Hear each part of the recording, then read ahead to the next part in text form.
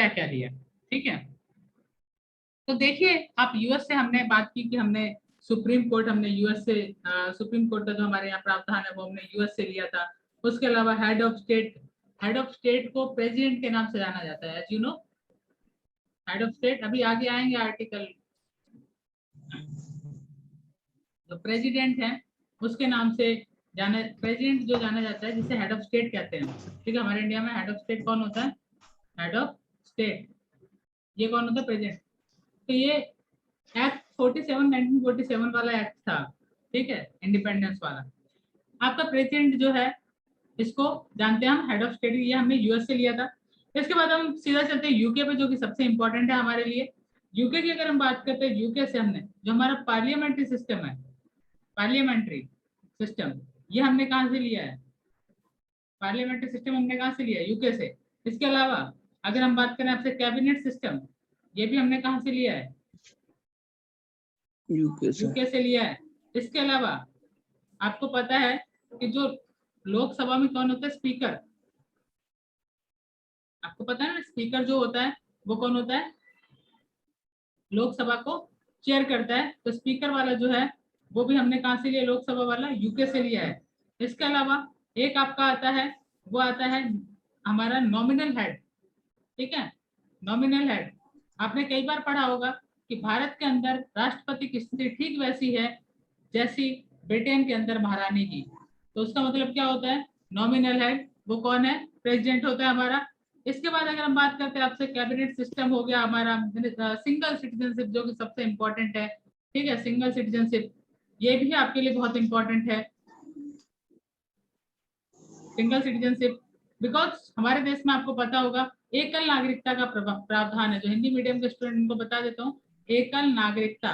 एकल नागरिकता का मतलब केवल आप एक ही देश की सिटीजनशिप रख सकते हो, या तो भारत की। अदरवाइज अगर आप भारत की सिटीजनशिप नहीं रखते हो तो आपको जो दूसरे देश की सिटीजनशिप है उसके चक्कर में भारत वाली सिटीजनशिप ऑटोमेटिकली खत्म हो जाएगी। आप दो सिटीजनशिप नहीं रख सकते हो। साथ ही साथ आप बाइकेनियल जो पार्लियामेंट्री सिस्टम होता है, यानी द्विसदनात्मक प्रणाली जो है हमारे देश की, आपने देखा हो एक लोकसभा होता है और एक राज्यसभा होता है। ये जो प्रणाली है ये हमने कहाँ से ली? यूके से ली। और हमारे देश में आपको पता है कि हेड ऑफ गवर्नमेंट जो होता है वो कौन होता है? प्राइम मिनिस्टर होता है, पीएम होता है। ये भी हमने कहाँ से लिया? अपने यूके से लिया। एक आपका आता है lower house. Lower house more powerful होता है। ठीक है, तो लोअर हाउस जो हमने लिया था वो भी कहाँ से लिया था कि ये ज्यादा पावरफुल होगा? ये भी हमारा यूके से लिया गया है। आगे मैं बढ़ता हूँ नेक्स्ट पॉइंट पे। नेक्स्ट पॉइंट पर हम चर्चा करिए, सारे बॉरोड फीचर जो हमारे कॉन्स्टिट्यूशन में है ठीक वैसा ही प्रोसेस कहाँ है? उन कंट्रीज में भी है। ठीक है, मैंने कहा ना कि संविधान बनाने से पहले इसका काफी विस्तार से अध्ययन किया गया। जैसे आज इस समय सरकार कह रही है अग्निपथ योजना का बहुत विस्तार से अध्ययन किया गया। ठीक है, अब वो और उसको कंपेयर नहीं कर सकते हम।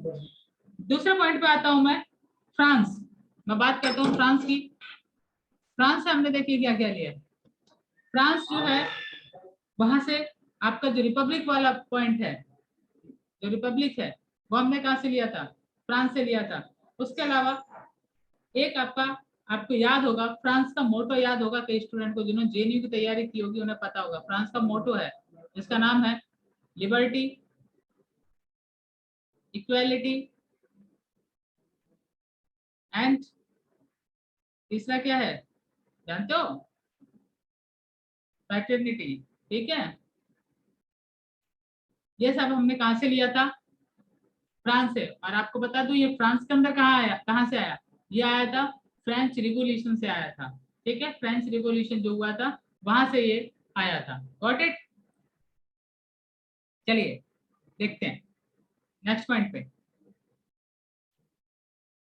अब हम बात करते हैं आपसे एक और इम्पोर्टेंट कंट्री जहां से हमने बहुत सी बेसिक चीजें ली, वो है हमारे सामने अपना यूएसएसआर, भारत का परम मित्र।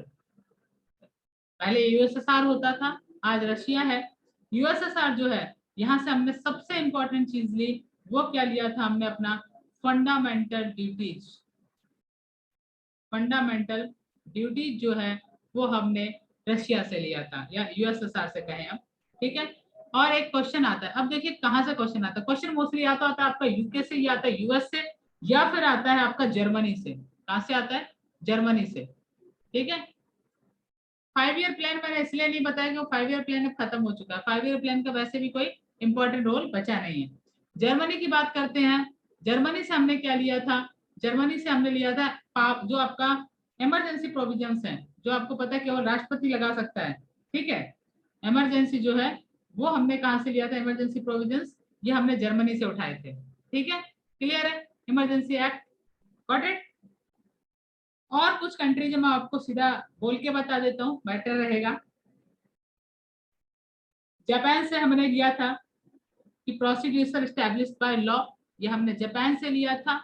उसके अलावा कनाडा से हमने फेडरल सिस्टम और जो आपका रिस्क जो पावर्स है उसके बारे में हमने कनाडा से लिया था। साथ ही साथ साउथ अफ्रीका की अगर हम बात करें तो यहाँ पे कॉन्स्टिट्यूशन अमेंडमेंट, ये बहुत इंपॉर्टेंट है, ठीक है। कॉन्स्टिट्यूशन अमेंडमेंट, जो लोग हैंड राइज कर रहे हैं प्लीज कमेंट सेक्शन में लिख दें। कॉन्स्टिट्यूशन जो अमेंडमेंट थे ये हमने कहां से लिया था, ये लिया था साउथ अफ्रीका से, याद रखिएगा, बहुत इंपॉर्टेंट है। और आपको पता होगा कि साउथ अफ्रीका से जो अमेंडमेंट एक्ट, जो अमेंडमेंट करने का हमने बोरो किया था फीचर, उससे रिलेटेड क्वेश्चंस आगे आपको मिलेंगे कि फर्स्ट अमेंडमेंट कब हुआ था, कौन सा इंपॉर्टेंट अमेंडमेंट था। ये क्वेश्चंस आपके बहुत बहुत इंपॉर्टेंट होते हैं और यहाँ से क्वेश्चंस आते हैं। तो कई बार जब कॉन्स्टिट्यूशन से क्वेश्चन देता है तो वो क्वेश्चन आपसे सीधा पूछ लेता है कि जो साउथ अफ्रीका से क्या लिया गया था। क्लियर सा है, ठीक है।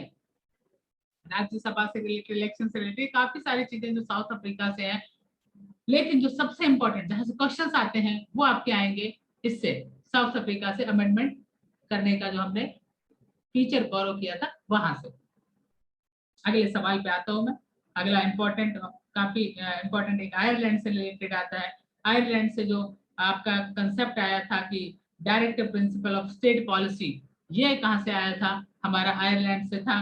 तो ये कुछ मेन पॉइंट्स हैं जो कि आपको कवर करने होते हैं, और मैं आपको गारंटी से अगर यहाँ से क्वेश्चन आएगा तो क्वेश्चन आपको मोस्टली 2 या 3 जगह से मिलेगा। एक तो आपको यूएस से देखने को मिल सकता है, यूएसए से मिल सकता है, तीसरा आपको जर्मनी से, और मैक्सिमम चौथा आपको यूएसएसआर से, ठीक है। क्योंकि जो अमेंडमेंट वाली हमने बात की साउथ अफ्रीका से, तो यहाँ पे सीधा साउथ अफ्रीका बहुत रेयर होता है कि पूछा जाए आपसे, क्या पूछा जाता है, सीधा सीधा क्वेश्चन आपसे पूछा जाता है, फर्स्ट अमेंडमेंट कौन सा हुआ था, ठीक है, या सबसे इंपॉर्टेंट अमेंडमेंट कौन सा था, इस तरह क्वेश्चन पूछे जाते हैं। तो ये प्रोबेबिलिटी बहुत कम हो जाती है स्टूडेंट्स। तो यूट्यूब पे देख रहे हैं उनके लिए भी, और जो क्लास में है लाइव उनके लिए भी सिंपल सा फंडा है। अगर आप कॉन्स्टिट्यूशन के बोरोड फीचर्स जो देखना चाहते हैं, बोरोड फीचर में आपके पास सबसे इंपॉर्टेंट ये 4 ही कंट्री हैं, UK, US, Germany and USSR. Okay, उसके अलावा यूरोप ऑलरेडी पॉल साइंस का पीडीएफ जो है वो आपके एग्जाम बट ऑफिशियल टेलीग्राम में अवेलेबल है, बहुत ही पॉइंट टू पॉइंट वो अवेलेबल है। जिन लोगों ने अभी तक नहीं लिया है एग्जाम बट ऑफिशियल ज्वाइन करके ले सकते हैं, ठीक है। रीशेयर कर दूंगा मैं वो पीडीएफ। मैं अब आगे बढ़ता हूँ, सीधा नेक्स्ट पॉइंट पे आता हूं जो कि बहुत जरूरी है आपको जानना। आपसे मेरा सीधा सवाल है, कमेंट सेक्शन में आप बताइएगा क्या है उसका जवाब। पहला क्वेश्चन आपसे है मेरा, क्वेश्चन है how many articles in Indian constitution, जल्दी बताइए। How many articles in Indian constitution? 470? Are you sure? Everyone is sure?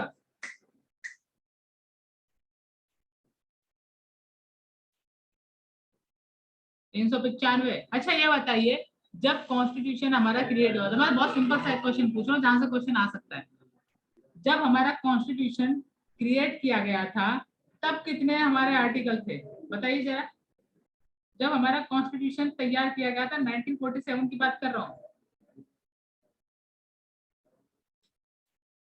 चलिए सिंपल सा है, मैं आपसे क्वेश्चन जो पूछा उसका जवाब ये है, टोटल 395 आर्टिकल्स थे, टोटल 395 आर्टिकल्स थे, 8 शेड्यूल थे, 8 शेड्यूल थे, और 22 पार्ट्स थे, ठीक है। ये नोट कर लीजिए, क्वेश्चन आएगा मोस्टली अगर आएगा तो यहाँ से। कितने आर्टिकल थे कॉन्स्टिट्यूशन डेवलप हुआ बना था जब? 395, 8 शेड्यूल, 22 पार्ट्स। क्लियर?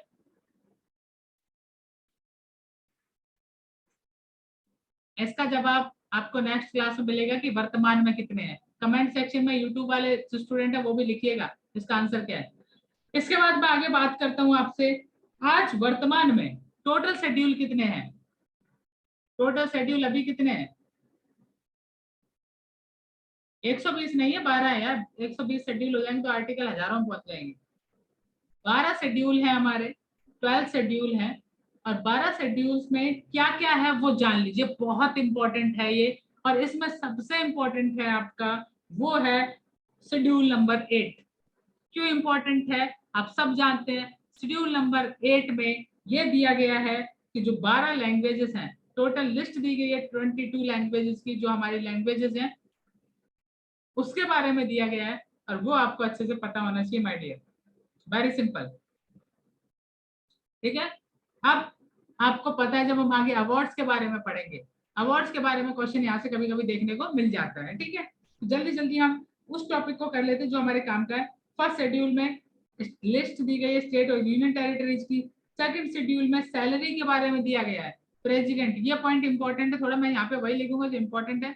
आपका जो सेकंड शेड्यूल है इसके अंदर क्या दिया गया है, सैलरी के बारे में बात की गई। सैलरी किसकी? आपके प्रेसिडेंट साहब की।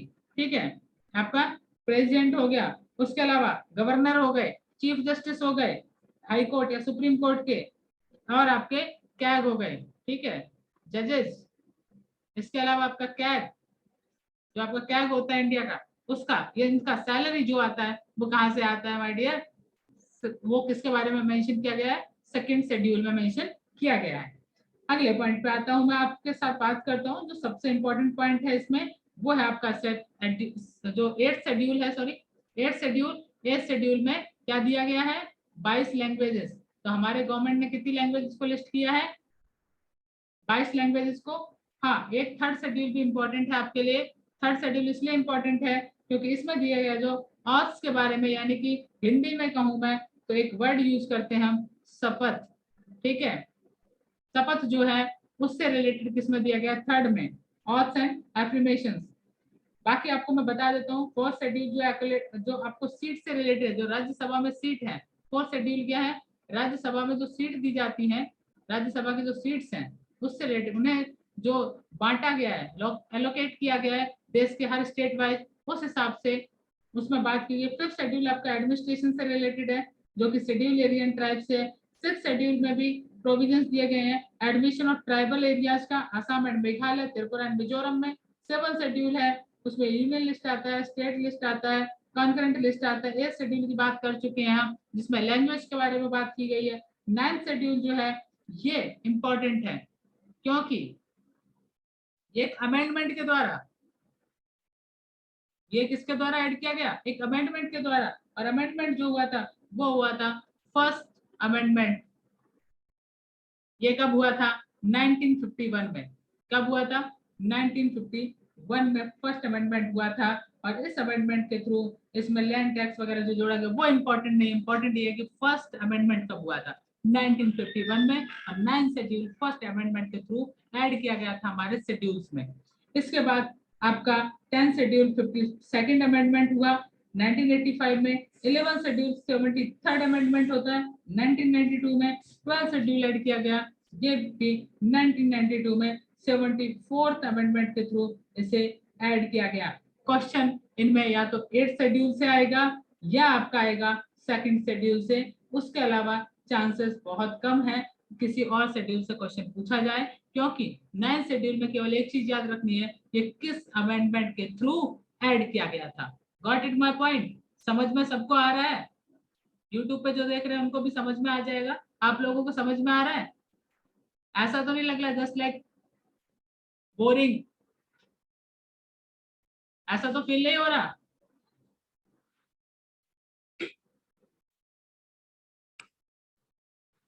चलिए, 9th शेड्यूल 1951 में एक अमेंडमेंट हुआ था, फर्स्ट अमेंडमेंट एक्ट हुआ था, उसमें ये ऐड किया गया था हमारे शेड्यूल्स में। ठीक है, गॉट इट। चलिए आगे बढ़ते हैं फटाफट, शेड्यूल से आगे निकल के हम बढ़ते हैं। आपको कुछ और फैक्ट बताता हूँ, इंडिया का जो संविधान है वो दुनिया का सबसे बड़ा लिखित संविधान है, रिटन कॉन्स्टिट्यूशन है। ठीक है, जब लिखा गया था 395 आर्टिकल, 8 शेड्यूल 22 पार्ट थे इसके। ठीक है, अब मैं सीधा बात करूंगा आपसे। आपको पता है इंडिया के अंदर जो जुडिशरी है उसको पूरा फ्रीडम दिया गया है, सेकुलर स्टेट है हमारा इंडिया। ठीक है, ये कुछ चीजें इमरजेंसी प्रोविजंस दिए गए हैं जो हमने लिए थे साउथ अफ्रीका से हमारे कॉन्स्टिट्यूशन में। इस पर हम आगे बात करेंगे कि इमरजेंसी किन किन केसेस में लगाई जा सकती है, किस आर्टिकल में उसको मेंशन किया गया है।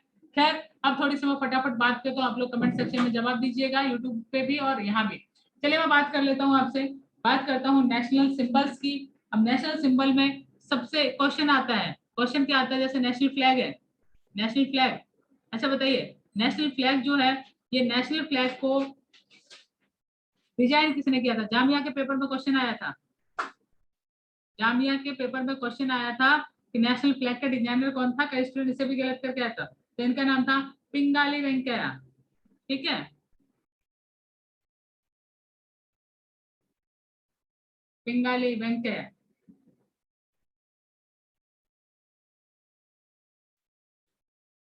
इन्होंने इसे डिजाइन किया था 22 जुलाई 1947 को। जैसे कॉन्स्टिट्यूशन जो असेंबली थी उसने ऑप्ट किया था। अब कई स्टूडेंट परेशान होते हैं इसके रेशियो को लेके, सही बताना इसका रेशियो क्या है, 2:3 है या 3:2 है? बताइए जल्दी से, 2:3 या 3:2? तो इसका सही आंसर क्या है? 3:2। ठीक है, लेंथ जो बेल्ट है इसका लंबाई चौड़ाई का अनुपात है वो कितना है? 3:2 है। ठीक है, अशोक चक्र जो है उसके बीच में जो तिल्लियों की संख्या है वो है क्या, कितनी है?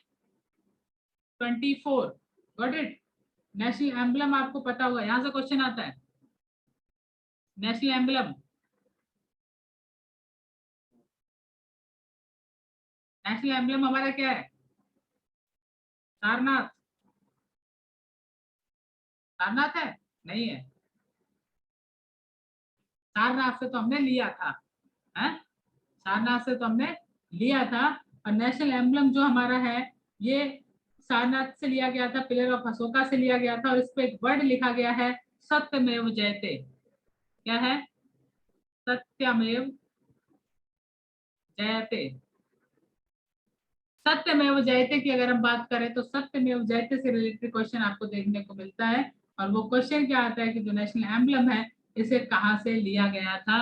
तो ये सत्यमेव जयते लिया गया था मुंडको उपनिषद से।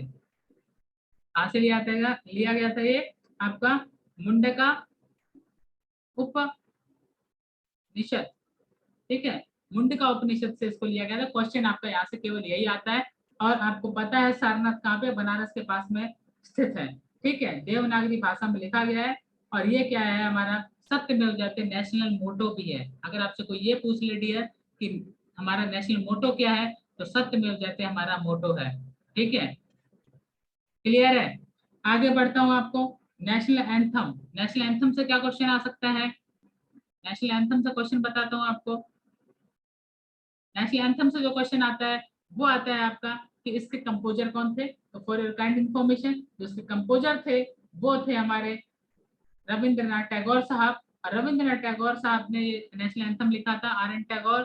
ठीक है, रविंद्रनाथ टैगोर के बारे में आपको कुछ और इन्फॉर्मेशन दे देता हूँ। 1913 नोबेल फॉर लिटरेचर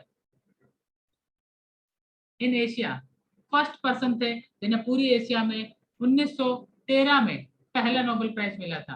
1930 है, 1913 है ये, 1911 नहीं है। First Nobel for literature in Asia, और इन्हें मिला था अपने गीतांजलि के लिए। ठीक है, या और यहाँ अगर मैं बात करूँ नेशनल एंथम की, रविंद्रनाथ टैगोर ने जो लिखा 52 सेकंड में से गाया, 52 सेकंड इसका टाइम है। और पहली बार ये कब गाया गया था? क्वेश्चन ये आता है कि फर्स्ट टाइम कब गाया था? फर्स्ट टाइम बताओ जल्दी से, कहाँ गाया गया था? फर्स्ट टाइम इसे जहाँ गाया गया था वो जगह थी कलकत्ता कांग्रेस सेशन। ठीक है, कलकत्ता कांग्रेस सेशन, कलकत्ता कांग्रेस सेशन में से गाया गया था पहली बार। और कब गाया गया था कलकत्ता कांग्रेस सेशन में? 1911 यानी 1911 में इसे गाया गया था। ठीक है, बाद में इसे कॉन्स्टिट्यूशन असेंबली में अडॉप्ट कर लिया गया एज ए नेशनल एंथम, जनगण मन, आपको अच्छे से पता है। इसके बाद आपका आता है नेशनल सॉन्ग। ठीक है, क्या आता है आपका? National song. नेशनल सॉन्ग की अगर मैं बात करूं तो नेशनल सॉन्ग हमारा क्या है, वंदे मातरम। ठीक है, क्या है हमारा, वंदे मातरम, वंदे मातरम। वंदे मातरम की मैं बात करूं तो वंदे मातरम के हमारा नेशनल सॉन्ग है, और इसकी जो रचयिता थे वो थे बंकिम चंद्र, बंकिम चंद्र चटर्जी, बंकिम चंद्र जी थे। और इनका जो वर्क था आनंद मठ, आनंद मठ, ठीक है, आनंद मठ, मठ जो था उससे इसे लिया गया था। ठीक है, बंकिम चंद्र चट्टोपाध्याय थे, ये चटर्जी थे, चटर्जी थे। ठीक है, इनका आनंद मठ एक वर्क था, उससे लिया गया था इसे। ठीक है, याद रखिएगा। और इसके बाद इसे पहली बार कहाँ गाया गया था, 1896 कांग्रेस सेशन, 1896 जो कलकत्ता कांग्रेस सेशन था उसमें गाया गया था इसे पहली बार। ठीक है, एक आता है हमारे नेशनल कैलेंडर, यहाँ से भी क्वेश्चन आता है। ठीक है, कई बार आपने देखा होगा हमारा जो नेशनल कैलेंडर है, नेशनल कैलेंडर हमारा किस पे बेस्ड है, शक संवत पे, सकायरा। ठीक है, किस पे बेस्ड है, सकायरा। अच्छा बताइए हमारे नेशनल कैलेंडर का पहला महीना कौन सा होता है, जल्दी से बताइए, पहला महीना कौन सा आता है हमारे कैलेंडर के अकॉर्डिंग, तो हमारा पहला महीना कौन सा आता है, उसमें अप्रैल नहीं आता है, चैत्र आता है। ये क्वेश्चन कई एग्जाम्स में पूछा जाता है, चैत्र, फागुन नहीं होता, फागुन खत्म हो जाता है। ठीक है, उसके बाद आपको पता है नेशनल कैलेंडर हमारा सकेरा पे बेस्ड है। और साथ ही साथ हमारा नेशनल एनिमल जो है वो आपको पता है कौन सा है, रॉयल बंगाल टाइगर हमारा नेशनल एनिमल है। तो ये क्वेश्चन तो मोस्टली किसी काम आपके एग्जाम में भी नहीं आएगा और पूछा भी नहीं जाता है। नेशनल बर्ड जो है उसके बारे में आपको पता है, पिकॉक है, मोर है। तो ये सब चीजें आपको पता है। ठीक है, आपकी क्लास 4-10 पे वाइंड अप हो जाएगी। आगे हमारा जो एक क्वेश्चन और है चलते चलते जिस पर हम चर्चा कर लेते हैं, जो कि इम्पोर्टेंट है आपके लिए, वो आपका आता है, जैसे आपने देखा होगा कि जो आपका प्रेम्बल्स में है, प्रेम्बल से रिलेटेड जो चीजें हैं, तो उसमें होता क्या है कि जैसे इंट्रोडक्शन होता है आपका, प्रोफेस ऑफ द कॉन्स्टिट्यूशन। ठीक है, अब यहाँ पे क्या है कि प्रेम्बल से रिलेटेड जो क्वेश्चंस हैं वो मोस्टली क्वेश्चंस देखने को नहीं मिलते, लेकिन आप देखेंगे जो आइडिया आया हमारे इंडिया में justice, social, economic and political का, वो कहाँ से लिया था, रशियन रिवॉल्यूशन जो 1917 में हुआ था। ठीक है, उसके अलावा the idea of liberty, equality और फर्टर्निटी वाला हमने बात किया, वो हमने कहाँ से लिया, फ्रेंच रिवॉल्यूशन से उठाया था। तो इस तरह के जो पॉइंट्स हैं, चाहे वो जस्टिस हो, लिबर्टी, इक्वलिटी, फ्रेटर्निटी हो, उससे रिलेटेड वो हमने कहाँ से लिया, उन फ्रांस, और कुछ चीजें जो है वो रशिया से आई थी हमारे पास। ठीक है, मैं आपको चलते चलते बता देता हूँ, नेक्स्ट क्लास जो कल होने वाली है उसमें हम क्या क्या पढ़ने वाले हैं, उसमें हम सिटीजनशिप के बाद ऊपर बात करेंगे, उस पर हम बात करेंगे हमारा जो प्रवासी भारतीय दिवस है उस पर हम बात करेंगे। उसके बाद सबसे इंपॉर्टेंट क्लास है कल की, वो है आपके फंडामेंटल राइट्स। कल की क्लास मिस मत करिएगा, फंडामेंटल राइट्स के ऊपर हमारी क्लास होने वाली है। एग्जाम में आए नहीं आए, लेकिन कम से कम आपको इतना पता होना चाहिए कि जो फंडामेंटल राइट्स हैं वो आपके कौन से हैं, क्या है क्या नहीं है। अरे सेशन के बारे में जानकारी मिल जाएगी, अरे इतना परेशान क्यों थे, हाइपर क्यों, एग्जाम की तैयारी कर रहे हो, एक दिन में निकालोगे क्या, एक दिन में 4 क्लासें करा दूं कर लोगे, नहीं कर पाओगे, भूल जाओगे शाम तक क्या हुआ था। पीडीएफ ऑलरेडी अवेलेबल है भाई मेरे, चेक तो करो जाके।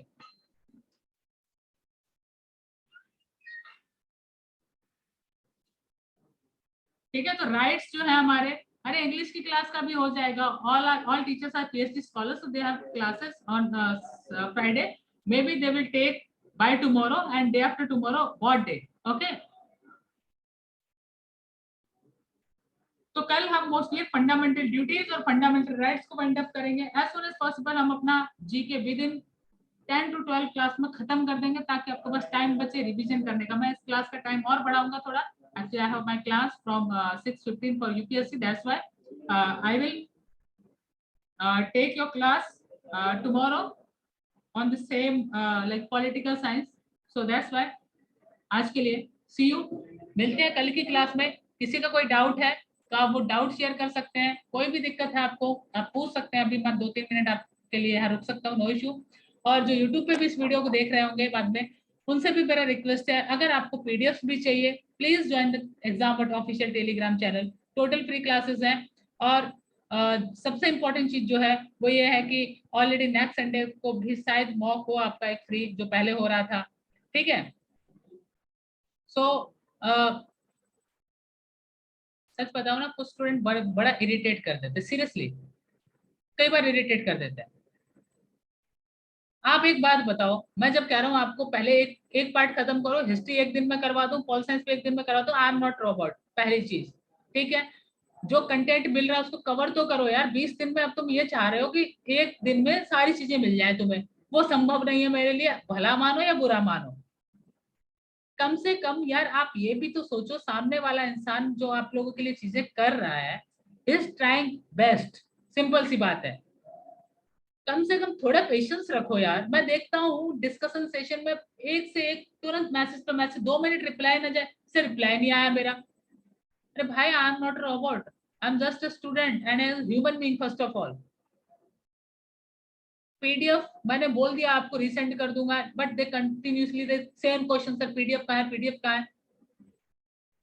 सर मैं एंग्री नहीं होता हूँ लहरी भरी, आई एम नॉट एंग्री, मुझे गुस्सा नहीं आता है, 2.5 साल पहले से गुस्सा नहीं आता है आज भी।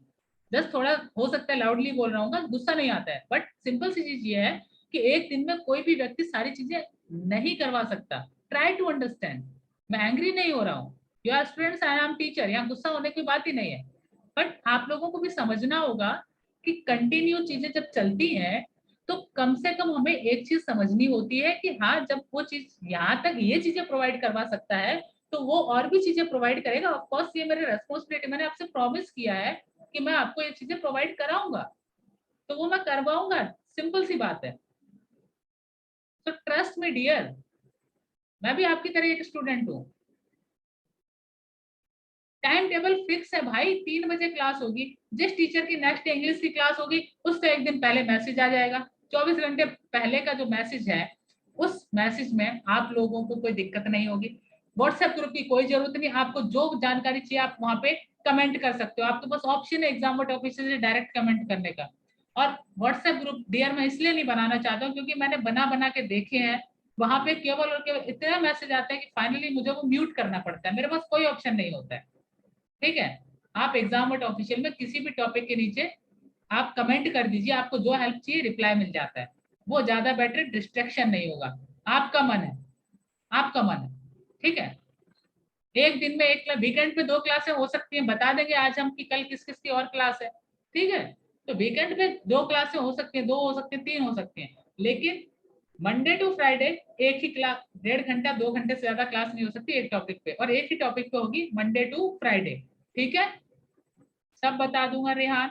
कल वीकेंड है, हो सकता है कल आपकी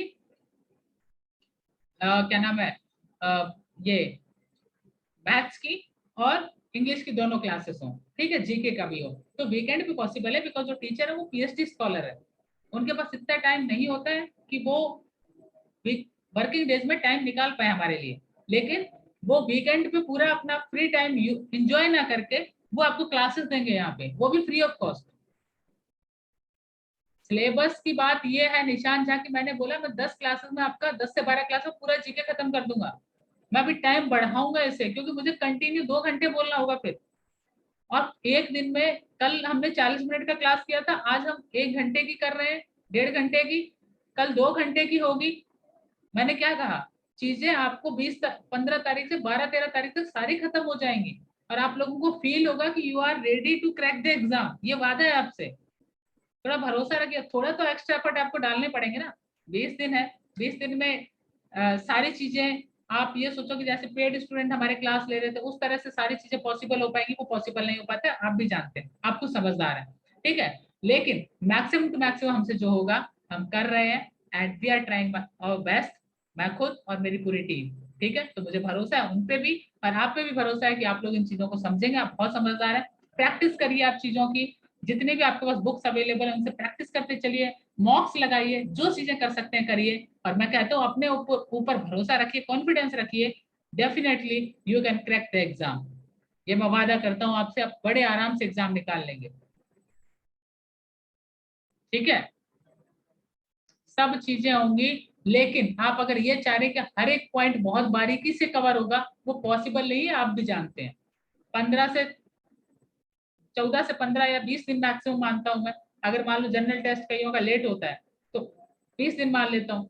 उतने टाइम में आप भी जानते हैं कि सारी चीजें बहुत अच्छे से कवर कराना, आप बहुत सारे प्लेटफॉर्म्स मैंने नोटिस किए 12 घंटे क्लास दे रहे हैं, बहुत अच्छी बात है आप 12 घंटे दे रहे हैं, बट क्या आपका माइंड वो 12 घंटे क्लास ले पाता है? कभी नहीं ले पाता होगा। आप में से एक ने भी लेके देखिए, 12 घंटे नहीं ले पाओगे, आई नो।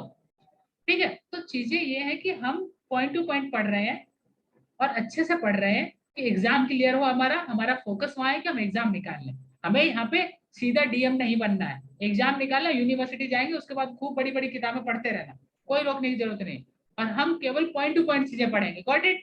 आज भी आपने देखा सारी चीजें हमारी पॉइंट टू पॉइंट ही थी, कोई भी ऐसा पॉइंट नहीं था आज की क्लास में जो कि हमने एक्सप्लेनेशन करी हो कि आखिर अंग्रेज क्यों आए थे, फालतू में क्यों आए थे, या फिर भारत पाकिस्तान के बंटवारे पे हमने ज्यादा चर्चा नहीं की। क्यों नहीं की? क्योंकि उसके पीछे एक ही रीजन है कि हमें अपना बेस्ट देना है, कम टाइम में ज्यादा चीजें करनी है। ठीक है, चलिए, all the best and thank you very much for joining my class. And ऐसी क्लासेस ज्वाइन करते रहिए definitely. Smart work, hard work, और इवनिंग में एक मोटिवेशनल लेक्चर मैंने रेडी किया है फॉर यू ऑल्सो, बिकॉज आप लोगों का थोड़ा डिस्ट्रैक्शन हो रहा था इसलिए। तो वो 9 बजे ज्वाइन करिएगा यूट्यूब पे, ठीक है, याद से। यूट्यूब पे मिलते हैं शाम को 9 बजे। ओके, चलिए, बाय, टेक केयर।